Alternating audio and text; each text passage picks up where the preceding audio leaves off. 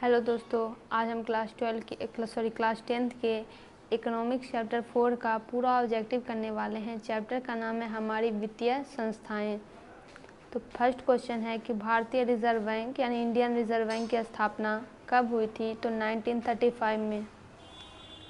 सहकारिता साख समिति कानून कब पारित हुआ?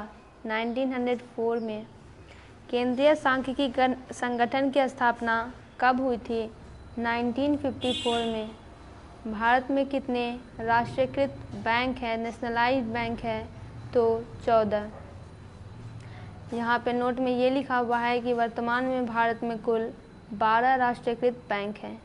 भारत में सहकारिता आंदोलन कब स्टार्ट हुआ था? 1904 में। राज्य में कार्यरत केंद्रीय सहकारी बैंक की संख्या कितनी है? तो 25। देश में भी कार्यरत क्षेत्रीय ग्रामीण बैंक की संख्या क्या है? तो 196। सहकारिता प्रांतीय सरकारों का हस्तांतरित विषय कब बनी थी? तो 1919 ईस्वी में। व्यावसायिक बैंक का राष्ट्रीयकरण कब किया गया? तो 1969 ईस्वी में। भारत की वित्तीय राजधानी किस शहर को कहा जाता है? तो मुंबई को। भारत में 1 रुपया का नोट कौन जारी करता है? तो वित्त विभाग। ग्रामीण बैंक के संस्थापक कौन है? प्रोफेसर मोहम्मद यूनुस। भारत का केंद्रीय रिजर्व बैंक कौन है? तो रिजर्व बैंक ऑफ इंडिया। दीर्घकालीन ऋण प्रदान करने वाली संस्था कौन सी है? तो भूमि विकास बैंक। भारत में करेंसी नोट कौन जारी करता है? तो रिजर्व बैंक ऑफ इंडिया।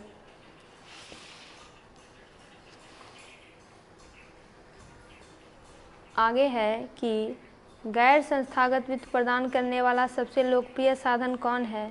तो महाजन। निम्नांकित में संस्थागत वित्त का साधन कौन है? तो व्यावसायिक बैंक। कृषि तथा ग्रामीण विकास के लिए पुनर्वित्त करने वाली शीर्ष संस्था कौन है? तो नाबार्ड।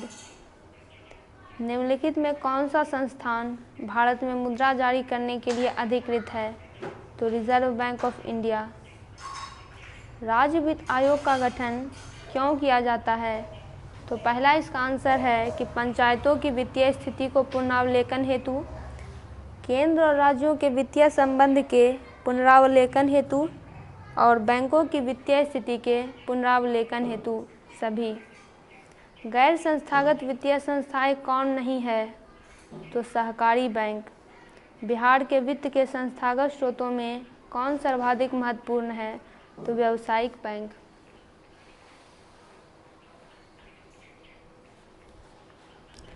भूमि विकास बैंक किस प्रकार का ऋण प्रदान करते हैं? तो दीर्घकालीन ऋण। भारतीय बैंकिंग प्रणाली के शीर्ष पर कौन है? तो रिजर्व बैंक। राज्य में सूक्ष्म वित्त कार्य कौन करती है? तो गरीब तबके के लिए। यह उत्पादक कार्यों के लिए अल्पकालीन ऋण देती है, तो ये कौन है? प्राथमिक सहकारी समिति। व्यावसायिक बैंक निम्न राशि जमा नहीं करता, तो अग्रिम जमा। बैंकिंग एवं वित्तीय क्रियाओं का संचालन किसके द्वारा होता है? तो वाणिज्य बैंक के द्वारा।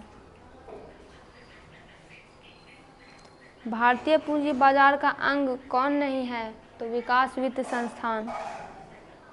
रिजर्व बैंक ऑफ इंडिया का मुख्य कार्य क्या है? तो तीनों मुख्य कार्य हैं। सरकार का बैंकर है, साख मुद्रा का नियंत्रण करता है और बैंकिंग व्यवस्था का नियमन करता है। संगठित बैंकिंग प्रणाली के अंतर्गत कौन आते हैं? तो वित्त बैंक। गैर संस्थागत वित्त प्रदान करने वाला प्रमुख साधन कौन है? तो देसी बैंकर।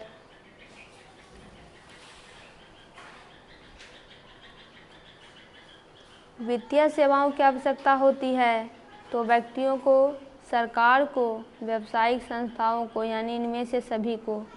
बैंक का कार्य कौन नहीं है? तो स्वयं सहायता समूह बनाना। वित्तीय संस्थाओं में किन संस्थाओं को सम्मिलित किया जाता है? तो सभी को, व्यावसायिक बैंक को, बीमा कंपनियों को, सहकारी साख समितियों को, उपयुक्त सभी को। दोस्तों, इसका पूरा ऑब्जेक्टिव कंप्लीट हुआ। आप सभी सब्जेक्ट्स के ऑब्जेक्टिव इस चैनल पर देख सकते हैं।